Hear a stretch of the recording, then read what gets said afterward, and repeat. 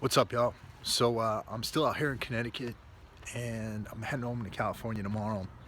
I've been getting a lot of these challenges, the 22 push-up challenge, and people ask me to do them, and I have a lot of respect for you guys who are doing these challenges, and please don't take this the wrong way. But I committed myself over the last month on my podcast, here on video, and in blogs, that I wasn't going to talk about veteran suicide, and that I wasn't going to do anything associated with the number 22. And my reasoning is this: there's something called social proof.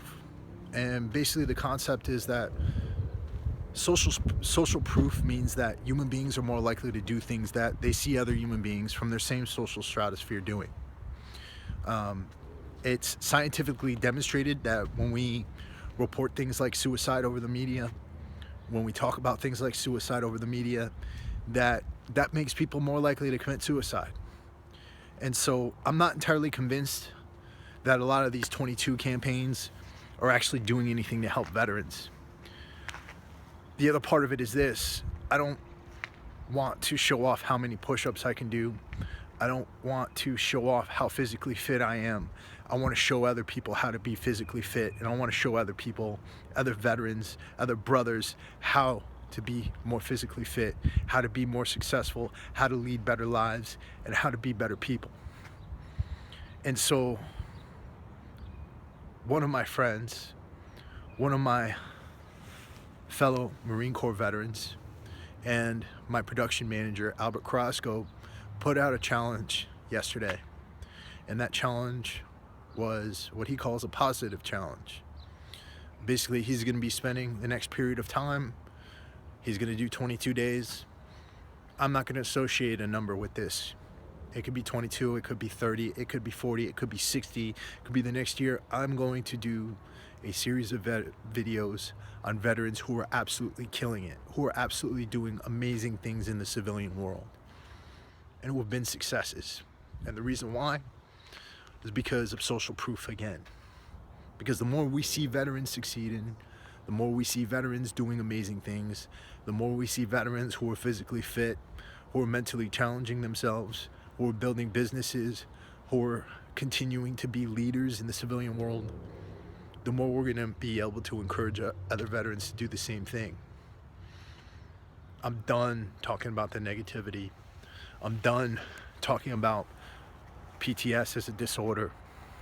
I'm done talking about veterans as being damaged or broken. And I'm done doing meaningless challenges that aren't really going to do anything for them. It's a train.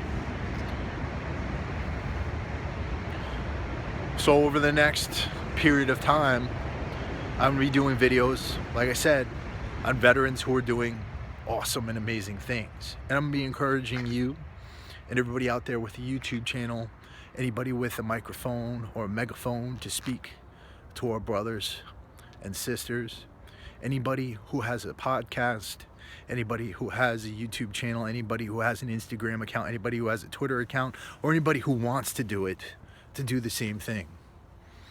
Let's give examples to our brothers and show them what veterans are capable of.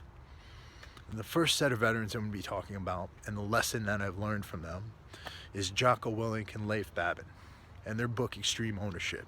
I think that every single veteran should read this book. Every single person should read this book.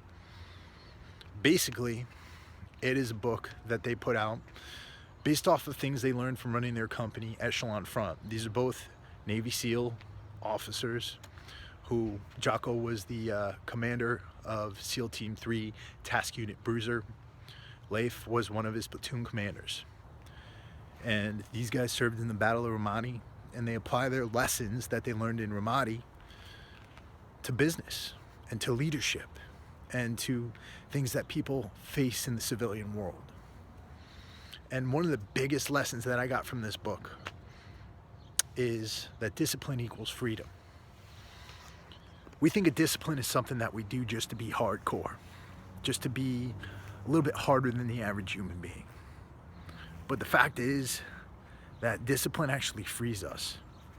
It frees us to be who we want to be, to do what we want to do. Case in point, I wake up at 03:30 every day to work on my business. The reason I do that is because nobody's up at that time. Nobody can bother me. That time's mine. I can do whatever I want to. Right? I can start writing, I can work on blogs, I can get most of my creative work done before 0800, and then have time to do my PT, and then have time to come back and do more work and be free by the time my girlfriend gets home, so we can have dinner together, have some family time, and then work out again. Discipline allows me to live my life the way I want to. It allows me to avoid having anybody else tell me how to live my life. And the more we incorporate discipline in our lives, the freer we will be. The more you incorporate discipline in your lives, the freer you will be. And so I'm going to encourage all of you to read that book, Extreme Ownership. And tomorrow, I'm going to be talking about more veterans who are doing awesome things. For today, I'm going to put this challenge out to 3 other veterans. Of course, I'm going to have to put this challenge out to Jocko Willink. I'm going to put this challenge out to Leif Babin. And I'm going to put this challenge out to my friend, my partner, my fellow Marine, Ruben Cabrera, who is the other person who helps me to run Warrior Soul. And I'll be challenging more veterans tomorrow. And I hope you guys get something out of this. And I hope that we send a message to everybody that veterans are resilient and veterans are doing some friggin' pretty amazing things here today. That we're not damaged, we're not broken, sorry. We're not broken, and we are a resilient group of people who are going to be helping to change the face of this country and to make it better with everything we do. I'll talk to you all later. Love you all. Peace.